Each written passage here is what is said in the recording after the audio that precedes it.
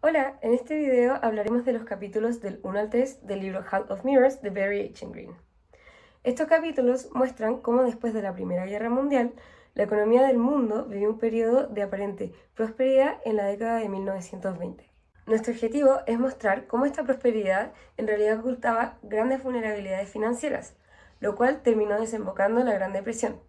Para esto vamos a recorrer tres ejes, que el primero es la idea de nueva era y el optimismo económico en Estados Unidos, luego son los problemas monetarios e internacionales en Europa, y por último, los flujos de capital que unieron a Estados Unidos con el resto del mundo, para luego al final sacar conclusiones de estos sucesos y mostrar cómo se relacionan esto con lo que hemos visto en clases.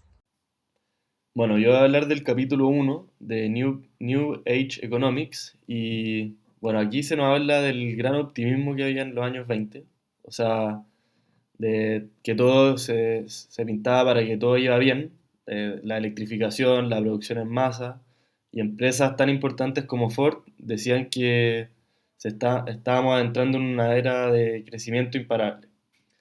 Además, también la reciente creación de la Reserva Federal transmitía mucha confianza. Parecía que ahora sí se podía controlar los ciclos económicos. En este contexto, muchos creyeron que se inauguraba una etapa de estabilidad duradera, lo que se conoció como la nueva era.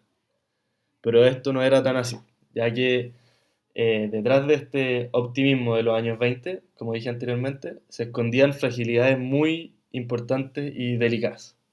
La Fed redujo las tasas de interés en 1924 para apoyar el regreso de Gran Bretaña al patrón oro, pero esta decisión generó abundancia de crédito barato en Estados Unidos.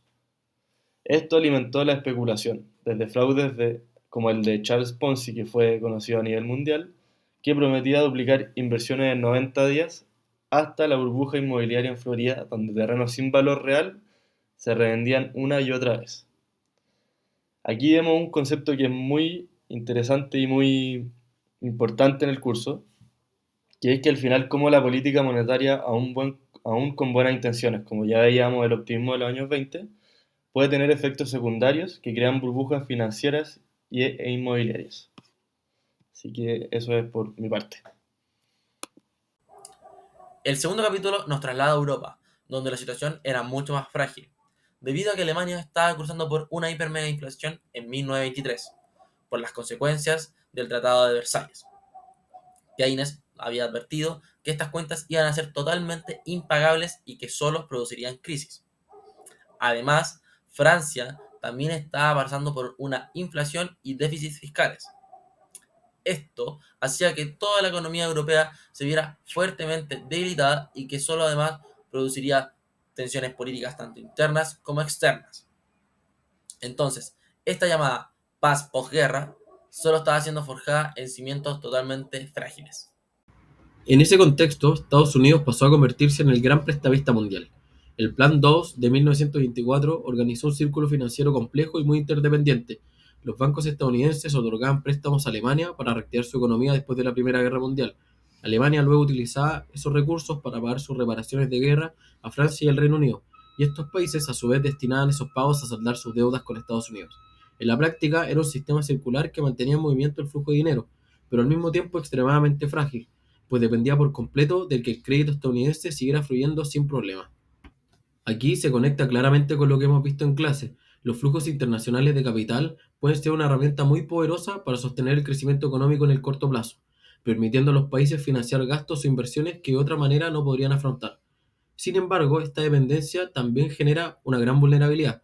Basta con que se interrumpa el financiamiento, por ejemplo, ante una crisis en el país prestamista o un cambio en la confianza de los inversores, para que todo el sistema se estabilice, desencadenando así una crisis de pagos, recesiones e incluso inestabilidad política en los países afectados. El tercer capítulo sigue hablando sobre lo que sucedió después de la Primera Guerra Mundial. Básicamente, el comercio internacional está extremadamente debilitado, ya que muchos países adoptaron políticas proteccionistas, subieron sus aranceles y sus barreras. Esto redujo la capacidad del comercio para impulsar la recuperación. Lo que quiere decir es que la integración comercial quedó frenada justo en el momento cuando el mundo necesitaba más cooperación entre sí.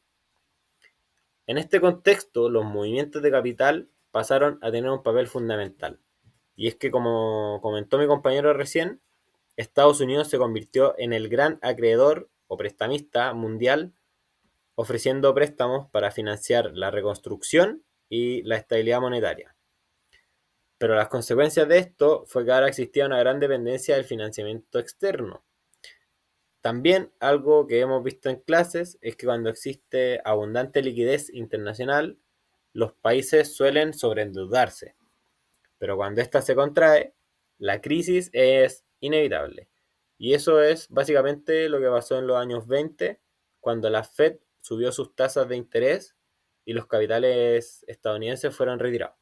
Y es que muchas economías entraron en problemas, en crisis, momentos incluso antes de que ocurriera la Gran Depresión.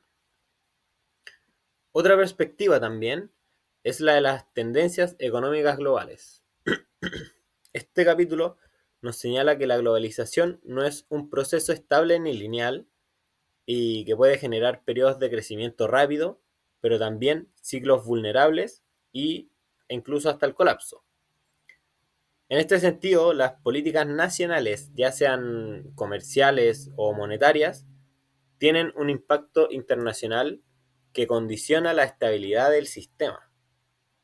Básicamente, en el capítulo 3 nos recuerda que el comercio y las finanzas internacionales están entrelazadas tanto en las decisiones políticas que toma un país, como en la tasa de interés que define Estados Unidos o las barreras arancelarias que hay en Europa. Todas ellas tienen consecuencias globales tanto para las empresas como para los gobiernos. Y hay una lección que aprender, y es que al diseñar estrategias se deben considerar no solo las oportunidades de la globalización, sino también los riesgos cíclicos. Pero mientras tanto, ¿qué estaba pasando en Wall Street? Bueno, por otra parte, y al mismo tiempo, en Wall Street se vivía un auge espectacular. Un caso importante que nos demuestra esto es el de Radio Corporation of America, donde las acciones llegaron a multiplicarse más de 10 veces en tan solo pocos años, gracias al crédito fácil y al ingreso de pequeños inversionistas. Por su parte, la Fed intentó frenar esta especulación aumentando las tasas en el año 1928, pero para este entonces ya era tarde, puesto que la burbuja ya se encontraba inflada y el sistema financiero global ya estaba extremadamente expuesto. Todas estas cosas anticipaban el colapso de 1929. Bueno, en resumen, los capítulos del 1 al 3 muestran que la llamada nueva era de estabilidad era en realidad muy frágil. Sí hubo innovación tecnológica y crecimiento, pero al mismo tiempo existían deudas impagables, especulación descontrolada y desequilibrios monetarios internacionales, como la incapacidad de las potencias europeas para resolver políticamente los costos fiscales de la guerra, lo cual generó crisis monetarias que desestabilizaron el sistema internacional como lo vimos. Por otra parte, las burbujas financieras de los años 20 no fueron eventos aislados, sino que estaban interconectados a través de la política monetaria y flujos internacionales. Cuando los flujos de capital desde Estados Unidos se frenaron, la crisis se propagó en cadena. Primero fue Alemania, luego fue América Latina y por último el mismo Wall Street. La lección principal es que la economía global está profundamente interconectada y que el exceso de confianza puede llegar a generar desequilibrios que terminan en colapsos sistemáticos, como lo hemos visto antes. Esto es una advertencia que sigue vigente hoy en día, casi un siglo después.